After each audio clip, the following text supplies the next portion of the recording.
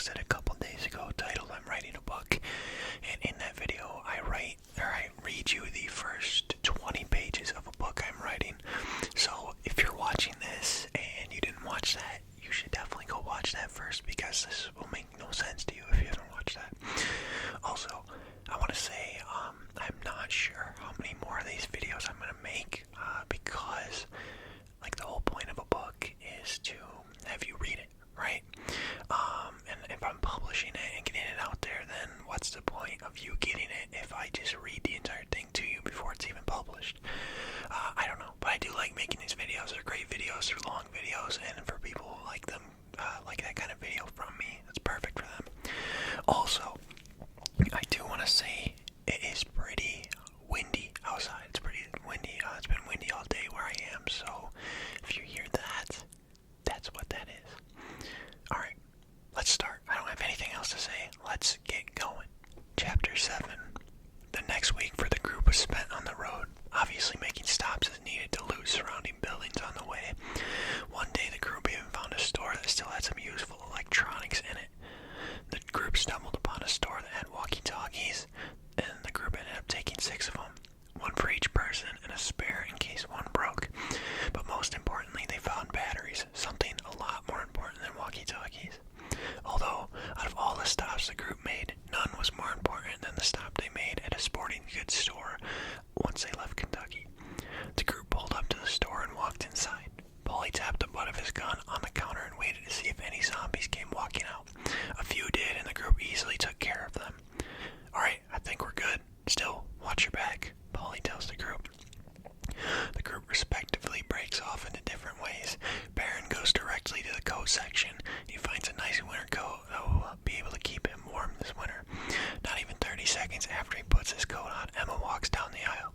Well, what do you think? Baron asks. I think that looks nice. I like the fur around the hood. Yeah, definitely a nice touch. I think everyone should probably get a coat before we leave, Baron says. You want to help me pick one out? Emma asks. Yeah, sure. If I were you, I'd probably go with one like the one I got. Yeah, I do like how it looks. Well, I mean, I don't necessarily care about how it looks. It's how warm it keeps you is what matters. I see. That makes sense, she says. Well, it does look good on you though still, Baron says. Aw, thanks, she says. It's only gonna get colder the further north we go, so I'm really glad we found this place. How far north are we going? Emma asks. Well, there's a place called Clarksville north of the border. It's so cold there that these zombies won't be able to withstand the cold being outside 24/7. We'll be able to survive zombie-free. Oh my god, are you serious? Yes, it might take some getting used to, and maybe some construction labor, but it will be worth it for sure. We can, start over as, normal people, Emma says. Yup, that's the plan. I'm so excited. I can't wait. Emma hugs Baron and walks away. Baron stands there confused on why Emma just hugged him. What was that all about? Paulie questions as he walks up to the coats. I told her about Clarksville. Listen, Baron. That night we left the compound, what happened? And don't lie to me. I could tell that night you were hiding something. Paulie, Baron says, trying to not lose his composure. Paulie, I did something really bad. Terry what? Paulie asks. Terry, he found out. He saw the manhole cover and he smelled the sewer on me. He knew. So you, Paulie asks. Baron nods and drags his thumb across his throat. You did the right thing, Baron, Paulie says as he hugs him. I'm sorry I put you in that situation, man. It's my fault for forgetting my gun. Just please don't tell the others, especially Emma. I don't want them to think I'm some psycho murderer that they have to be scared of. On my father's grave, I won't say a word, Paulie says. Baron continues on through the store, grabbing numerous pairs of gloves and hats, preparing for the winter conditions of his ultimate landing spot of Clarksville. The group eventually leaves the store, all geared up for the wintry weather. Daniel actually found a couple of rifles that somehow weren't looted by the townsfolk. As the group approaches the truck, Baron announces, I'll take first shift if anyone wants to catch up on some sleep. It's pretty late. I'll take the second shift, Emma says as she climbs into the passenger seat. Well, there you go. Everyone else get some sleep. We got a long drive ahead of us. After driving for a couple hours, Emma randomly says, Baron, can I tell you something? Yeah, what's up? I'm glad we met. Yeah, me too, Emma. Can I be weird for a sec? Sure, go for was fate. What do you mean? Baron laughs. I think it was fate that we met. How so? I've never met anyone like you. You're so sweet and nice, but at the same time you're so big and bad, but like in a good way. You keep your cool, you don't lose your temper at anything, not to mention you're incredibly handsome, and now you're one of the only people left in my life. That's just how I was raised. My dad taught me to never lose my temper. He always used to say anger shows weakness. I never really understood what he meant by that until this thing started. I mean, what's the chances? What's the chances that I'd find Polly's group when this thing started? And what's the chances that would bring you into my life? It's just, I'm sorry. Sorry for what? I'm just being dumb. I'm talking too much. Emma, I feel the same way about you. Really? Yeah, I mean, I couldn't tell you the odds, but I'm damn glad they worked out in my favor. I like you a lot, Emma. I like you a lot too, Baron. Just to be clear, moving forward, you mean that in like a dating type of way, right? Yes, you idiot. Okay, just making sure, Baron laughs. I'm gonna try and get some sleep now before I have to drive, Emma says, smiling. Alright, you do that, Baron says, trying to hide his smile. Chapter 8. The group continues on their journey north. Although they do run into a slight issue with this plan, the farther north the group travels, the worse and worse the weather condition gets. Eventually, the snowy conditions get a little too rough right when they reach Minnesota. Polly, I think we're gonna have to stop and find a place here for the winter, Baron says one day. I agree. With no one plowing the roads, we're risking getting this truck stuck. If that happens, we're fucked. What do you guys think? House? Another school? Maybe a store? Baron asks the group. I think if we can find a safe house, that'd be our best bet. Me and Polly can barricade it like we did at the school, Daniel answers. Yeah, I second that. If we can find a secluded house, we'll be fine. We can loot nearby places and stores for food as well. This area looks like it's pretty untouched. I haven't seen any tracks in the snow lately, Scott says. Well, it's settled then. Let's look for the perfect house. Look for a chimney. If it doesn't have a fireplace, then there's no point in even checking it out, Baron says. The first house they check out isn't exactly what they're looking for. Way too many windows for Polly's liking. However, they do find some useful supplies. A few water bottles, a gigantic bag of pancake mix, and a 6-pack of beer. The next house they visit isn't up to living standards for this group, but it does include one of, if not the most important thing the group has set their eyes on so far. A generator. Holy fucking shit, is all Polly can say when he steps down into the basement and sees the generator sitting in the corner. No way, Daniel yells out in excitement. We gotta make sure it works first before y'all blow your loads, Baron says. This is amazing. We can use this for like electricity and shit, Emma says. Polly, you wanna give me a hand with this? Baron says and bursts out laughing. Real fucking funny, dickhead, Polly says, trying to hide his grin. I'm sorry, man, this is fucking amazing. This is huge. Baron and Daniel carry the generator to the back of the truck, and the group takes off, continuing their search for the perfect house. It doesn't take long for the group to find their perfect home. After stopping and looting minimal supplies from 2 other houses, they pull up to an above-average-sized 2-story home surrounded by a chain-link fence. Hey, I see a chimney, Emma says. That's a good start. I think you guys can work with that fence, right? Baron asks Polly and Daniel. Yeah, we can work with that, Daniel says. Plus, they have a garage. We can park the truck in there for the winter so we don't have to worry about it getting messed with, Scott says. Great call. I really didn't even notice that, Baron says. Alright, let's roll out. Baron and Scott head towards the garage and lift up the door. Inside, they find 2 zombies tied by their wasted chairs. The zombies are what used to be an elderly couple. Huh? Someone tie them up and steal their stuff? Scott questions out loud. Baron looks down and notices a piece of paper and some pill bottles. It's not the easy way out. It's the only way out, Baron reads aloud. Wow, that's really sad.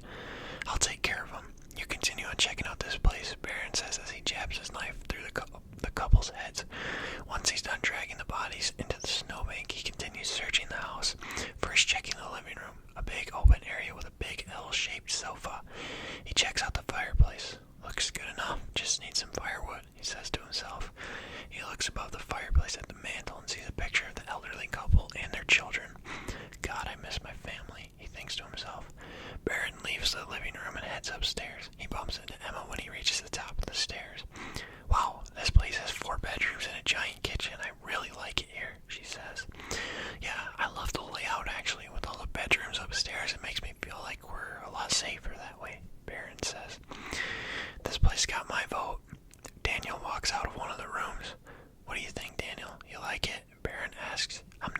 Polly, man, this place looks great. We can fortify that fence. It's got a fireplace. Everyone can damn near have their own room. I like it.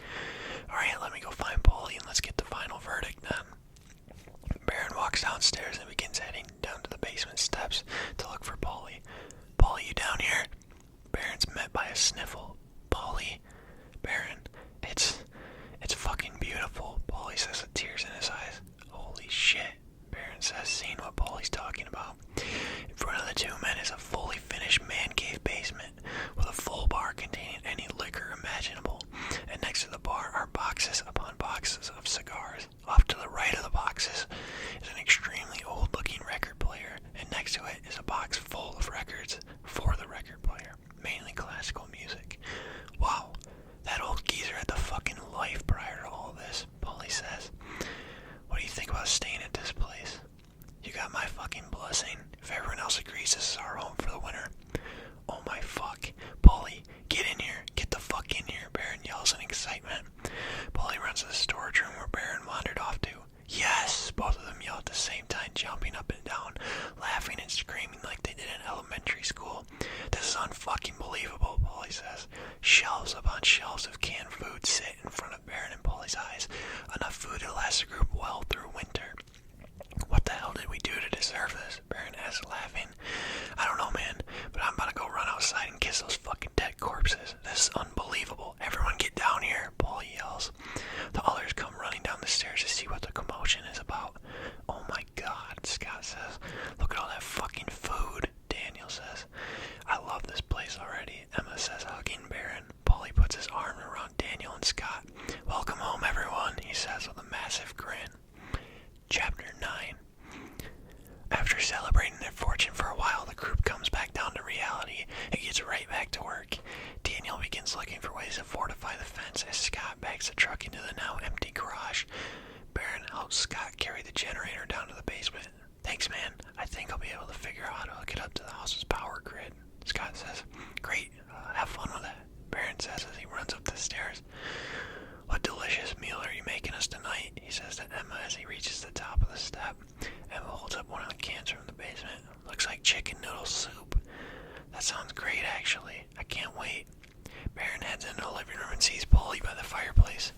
Hey man, you want to go help me with firewood? That thing's not going to start without it, he says jokingly. Yeah, I'm down. Let's go check the shed first and see if they have like an axe or something. The two men head outside of the shed, which has a lock on it. You got the key? Baron asks with a grin. The fuck do I look like to you? Polly says and lets out a laugh. Without hesitation and even saying anything, the two men shoulder check the shed doors at the same time, bursting through the puny lock. Wow, look at all this equipment, Polly says. In front of the men is a shed full of yard equipment. A weed whacker, a leaf blower, a lawnmower, and any gardening equipment you can imagine. Polly picks up an axe. Here we go, he says.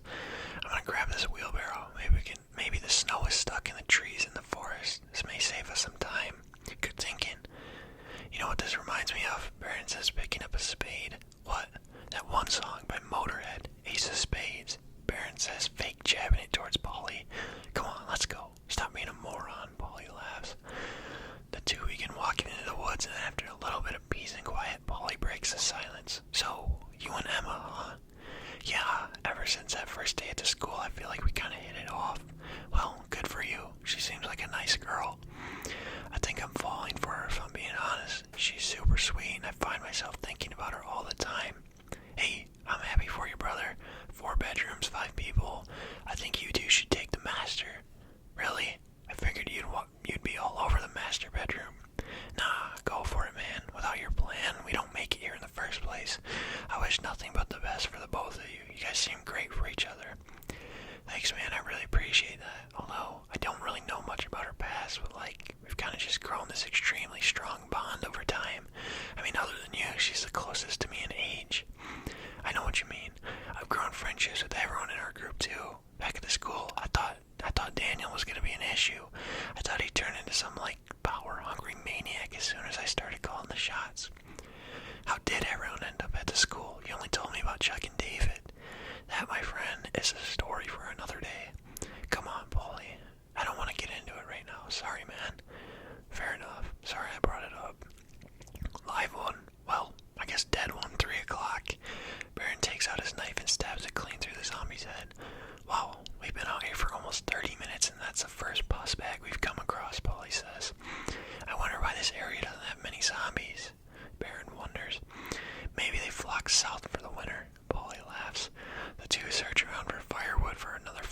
minutes, having found a good amount of large logs that can split into smaller size wood. They start to head back when Polly holds up his nub in a stopping motion. Whoa, shh, you hear that? He says. They listen for 10 seconds. Out of nowhere, an extremely large deer comes frolicking out of the trees onto their path. Polly slowly grabs his pistol out of his holster and raises it up. Pop! The bullet flies directly into the deer's brain, causing it to flop over in the snow. Polly, you fucking idiot. Anything lurking in these woods heard that. We could be swarmed by zombies. Pipe down, pipsqueak. There's at least 2 weeks worth of meat on this deer. Fine, but you're dragging that thing back to the house, not me.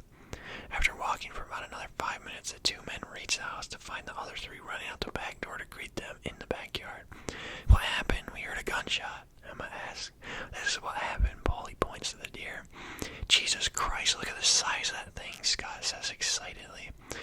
Y'all thought we had paid her on that food downstairs. Oh man, we're gonna be eating good these next couple of weeks. Let me help you drag that hoss into the shed. I'll help you clean it, Daniel says. The 2 men drag the deer into the shed as Baron and Emma follow Scott back inside. Baron begins unpacking all of his belongings from his truck, even taking what little gas he has left and bringing the containers down to the storage room in the basement. He brings all the pillows and blankets upstairs and distributes them to each room. He places the first aid kit in the bathroom, thanking his lucky stars that they haven't had to use it yet. He places his bag down and sits down on the bed and sighs and says, "Home sweet home."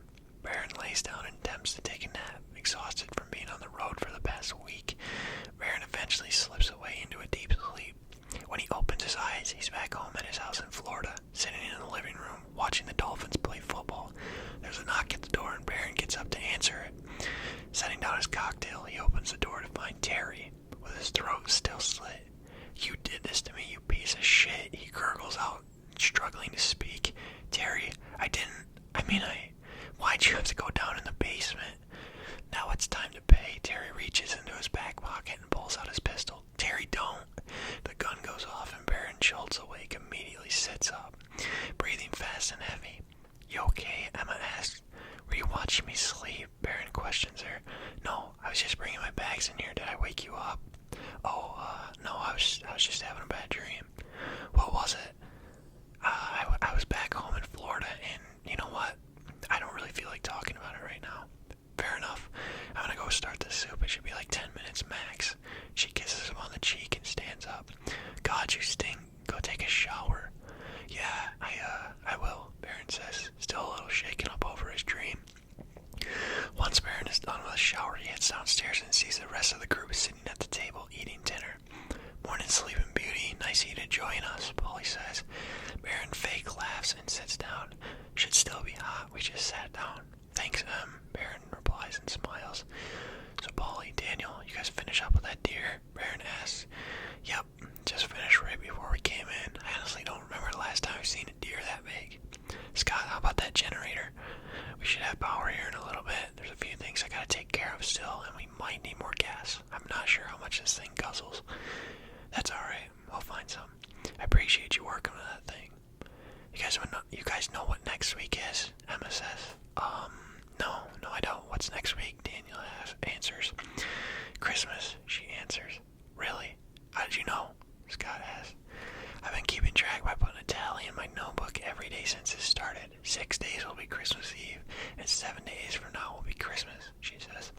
"You guys want to agree on no gifts because, we have nowhere to get them?" Polly laughs. "Yeah, Polly's right. Maybe next year when we're at Clarksville we can do gifts," Baron says. "Well, can we at least put up a tree? I'm pretty sure I saw one in the storage room downstairs," Emma asks. "I say we still celebrate. Put up a tree, maybe some lights, make a nice Christmas Eve dinner, sit by the fire and tell Christmas carols or whatever the hell people do by the fire," Baron says. "That's fine by me. We can use that bar downstairs as well. Have a real good night," Polly says. The group finishes the meal and Baron carries the Christmas tree upstairs and puts it in the corner of the living room. Emma follows him up the stairs with a box of ornaments, a CD player with Christmas CDs, and lights. "You got this, Em. I'm gonna go chop some firewood for us." "Yeah, I can decorate it." "Polly, you wanna come watch my back while I do this so none of them bus bags sneak up behind me?" "Yeah, I got you, bud. Let me go grab my coat," Polly says, getting up off the couch. After about 15 minutes of splitting logs, Baron calls it a day. That should last us at least a couple days, he says, catching his breath. Yeah, we should probably get out there tomorrow and get some more wood, Paulie says, pulling out a cigar. You want one? Hell yeah, you got a light? Paulie lights their cigars. I saw him again, Paulie. Terry, yeah, in my nightmare. He knocked at my door at my house in Florida. Baron, you gotta move on. As your brother, I'm telling you this. Move on. The world is different now. You did what you had to do. I would have done the same. I know, it's just, I'm sorry you went back, Baron. I really am. I would do anything to go back in time and go instead of you. I'm the one that should feel the guilt, not you. Paulie, I just have a bad feeling like karma's gonna catch up or something. You know what? If it does, if it comes knocking, I'll kick its stupid little ass, but until then, let's just carry on. I'm gonna try. I almost let it slip to Emma earlier. She asked about my nightmare and I almost told her. The two men look inside at Emma decorating the tree with the slight hum of Christmas music playing. I think I'm falling in love, Paulie. Come on, Baron, you know I don't like that sappy shit. I know, I just had to tell someone. Look, go be with her. I'll take the wood inside. Thanks, Paulie. Hey, listen, tomorrow, let's go looting. We do need supplies, but I want to find a gift for her. I thought we said no gifts. I know, but like, just something meaningful for her. I'll give it to her when we're alone so no one else will know. Alright, man, tomorrow we'll go scavenge. Thanks, man, Paulie says as he walks inside and begins helping Emma with the tree. The next day, Baron and Paulie head out to loot. They do gather some useful supplies. All the stores were picked clean by other survivors, but where Paulie and Baron made their money was at other houses. Batteries, water bottles, and a little bit of food. But most importantly for Baron, he found his gift for Emma, a really expensive-looking heart-shaped necklace. It's kind of cliche, but I mean, I haven't seen anything else. This will do, he says to Paulie. The next few days went by without much action. Obviously, having to kill a stray zombie every once in a while was still an occurrence, but other than that, it was impossible to tell if there was an apocalypse going on. Come Christmas Eve, the house had power. Scott was able to hook up the generator to the house's electrical. Daniel was able to zombie-proof the fence outside by using sharpened sticks as spears. And Paulie and Baron have got enough firewood to last the group weeks. Things were looking up. For the group. While Emma was cooking the Christmas Eve dinner, Baron pulled her aside. Hey, can I talk to you real quick? Sure, what's up? Baron walks outside and Emma follows. Why are we outside? It's freezing, Emma asks. Look, I know we said no gifts, but I got you something. I saw it, and I thought it'd be perfect. Baron, before you say anything, just look at it. Baron shows her the necklace. Oh, wow, it's beautiful. Can I put it on you? Of course you can, silly. Baron puts the necklace on her. Thank you, Baron. Merry Christmas, Em. The two share a passionate kiss. Okay, let's go back inside before we freeze to death, Baron says. The rest of the night goes by faster than anything in recent memory. The dinner was amazing. At the time, Baron was upset that Paulie shot the deer, but he was grateful now that he was eating it. After dinner, the group sat around the fireplace with light Christmas music playing. Baron and Emma were snuggled up on the L section of the couch. Paulie and Scott sat at the other end of the couch, and Daniel sat in the lazy boy chair across from the couch. After sitting in silence for 30 seconds, Baron breaks the silence. Alright guys, I have an interesting topic. What was life like before all this for you guys? I mean, I've been with y'all for a few months and I don't even know where you're from. Well, I guess I'll start. My full name is Prescott Sanford. I owned and ran a greenhouse in southern Kentucky prior to all this starting. I had a wife, but she got bit. So I started heading north, and that's when I met Daniel. He brought me to the school. I'm really sorry to hear about your wife, Scott, Emma says. Scott lifts his drink towards the sky and drinks it, paying tribute to his wife. My name is Daniel O'Brien. I used to work for a construction company. I was actually getting lunch when this broke out. I returned to my job site and everyone was just gone. And that's when I met Paulie. He was shouting across the street at the school, saying it was safe. So that's how I got to the school. I was just out trying to siphon gas one day, and that's when I met Scott, and I guess the rest is history. Paulie, do these guys know your story? Hi, my name's Paulie Thompson, and I don't have a fucking hand. Paulie slurs his words. Okay, maybe we slow down on these. Baron takes his drink. What about you, Emma? Daniel asks. Well, my name's Emma Sims. I used to babysit before the world went to shit.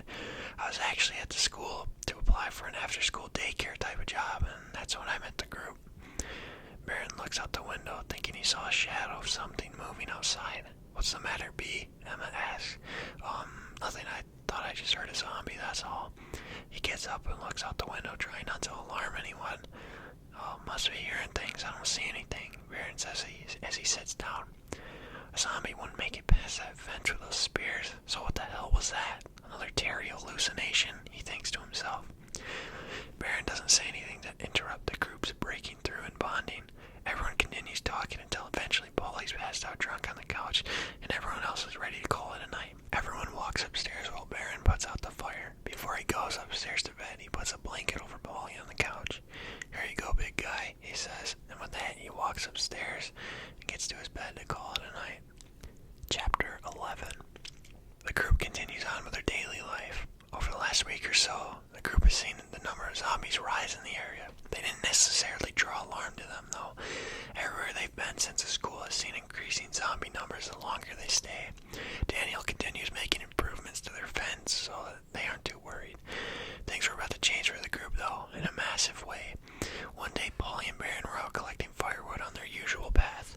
Hey man, you want to hold up? I'm going to take a leak, Baron says. Yeah, go ahead, I'll wait.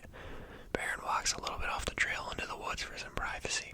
About 20 seconds later, he hears Polly shouting back and forth with someone. Baron creeps to the tree line to peek out at what's going on. He sees a man holding a gun to Polly's head. Where the fuck is he? Where's that other fucker that comes out here with you? The man demands. He didn't come today. I swear, it's just me out here, Polly says. Baron slowly draws his gun and locks eyes with Polly. Polly shakes his head no. I'm not stupid. I'm not the kind of guy you want to fuck with, bud. Where the fuck is he? Talk, damn it, or I'll put lead in your head. Baron slowly creeps past the two in the dense forest, crouch walking as slow as possible, watching his every step for sticks. Please don't do this. Polly, fake, please. That's it, you piece of shit. You don't want to talk? I'll find him myself. The strange man is cut off by Baron slamming the butt of his gun into his head, knocking him out cold. Jesus Christ, man, took you long enough, Polly chuckles. I could have shot him, you know, Baron replies. Dude must not know who he's fucking with.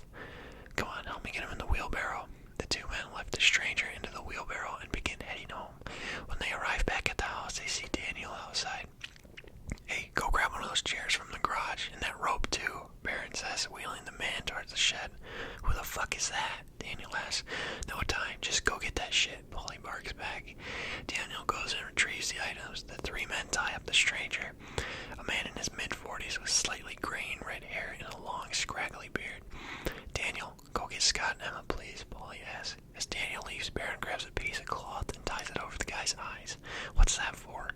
We don't need this guy knowing what everyone and this place looks like. Sounded like he had bad intentions for me. Good thinking, actually, Polly responds. Who the hell is that? Emma questions when the three return to the shed. We don't know. I think he was looking to attack me or something. He held Polly at gunpoint on the trail. What the hell is all Scott can muster? Look, you guys need to be in here to hear what he has to say, but I need you all to stay as quiet as possible. He can't know you're in here. For all we know, he only knows of Polly and I. Okay, we can do that, Daniel says. Hey asshole, wakey wakey, Polly says, lightly slapping the guy in the face. Where the fuck am I? The man asks. That's none of your concern. Now tell us who you are. Or what? This or what? Baron says, putting his gun against the man's head. Is that a gun, or are you just happy to see me? The man lets out a deep laugh that sends him into a cough. Hey asshole, we're not fucking around here, Polly says, slapping the man across the face. You guys are making a very big mistake. My group, they know where I am. They know all about this place. What the fuck do they want from us? Baron asks. Like I tell you that. How now? Polly asks, placing the knife on the man's pinky finger. You wouldn't. Polly cuts the man's finger clean off. Oh fuck me, you fucker. Oh, the man yells out in pain. Emma runs out of the shed and vomits into the snow. What about now, huh? What's your fucking name, you prick? Polly demands. Seamus Murphy, the guy yells out in pain. Okay, Seamus. What does your group want from us? Polly asks, putting the knife against Seamus's ring finger. Please don't. We're only going to ask this one more time. What does your group want from us? Baron asks this time.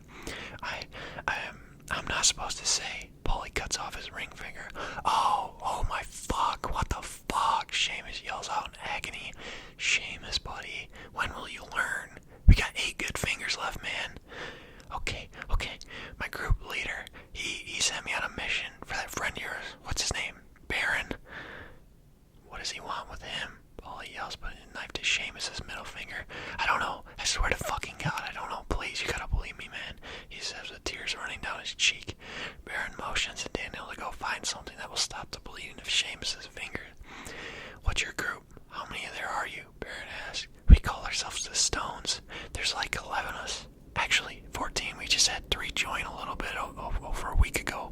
Please take that knife off my finger, he begs. And your group leader, what's his name? What's he like? This is stuff we need to know if you want to keep the rest of your fingers, Polly says. His name is Marvin Stonehenge, hence the Stones. He's a British guy, a big hothead too. You gotta believe me, guys. I have no idea what he wants with your friend. Wait a minute. How does this guy know my name? I don't know, but they know you guys live here, and if I'm not back soon, they'll know where I am. Polly, what are we gonna do? Baron asks as he pulls Polly out of the shed. It's too snowy for us to up and leave, he replies. I know, but I don't like this Marvin guy knows who I am. I've never heard of him. I mean, we can go pay him a visit. We do have a hostage. Polly, use your fucking head. There's 14 of them. Even if we involve everyone in our group, it's only 5. Seamus, where does your group stay? And if you lie to me, I will use that knife again, Polly says, entering the shed. We're a couple miles down that trail I found you guys on earlier. Our compound is an old airplane hangar. Seamus, do you want to live? Baron asks. Yes, I would like that very much. Well, you're gonna have to do exactly what we say if you want to live, because I got no problem jabbing that knife through the side of your head, Polly says. Okay, I believe you, man.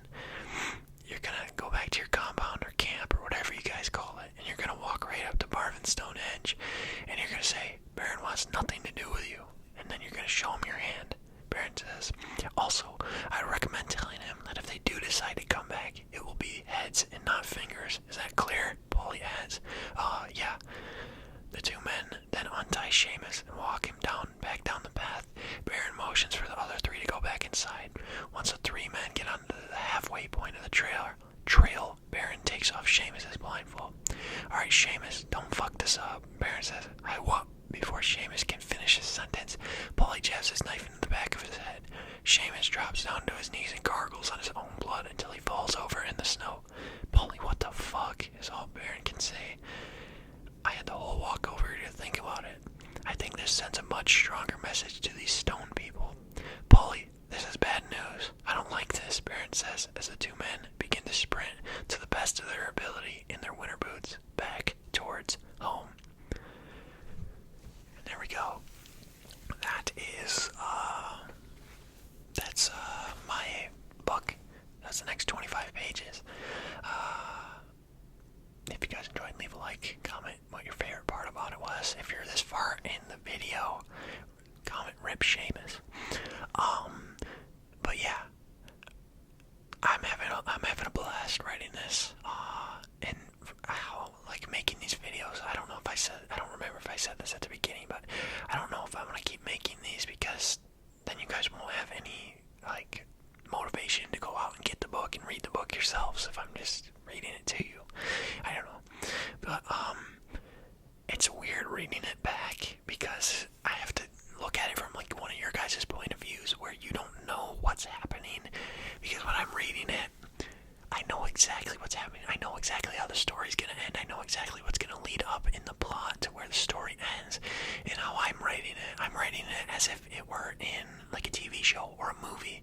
Like, my dream would be for this to be a trilogy set of books and then hopefully movies if it gets enough, stuff. But that's a pipe dream. But what I'm saying is that I want to be able to leave enough creative freedom for me to be able to continue on to have a sequel or a 3rd book.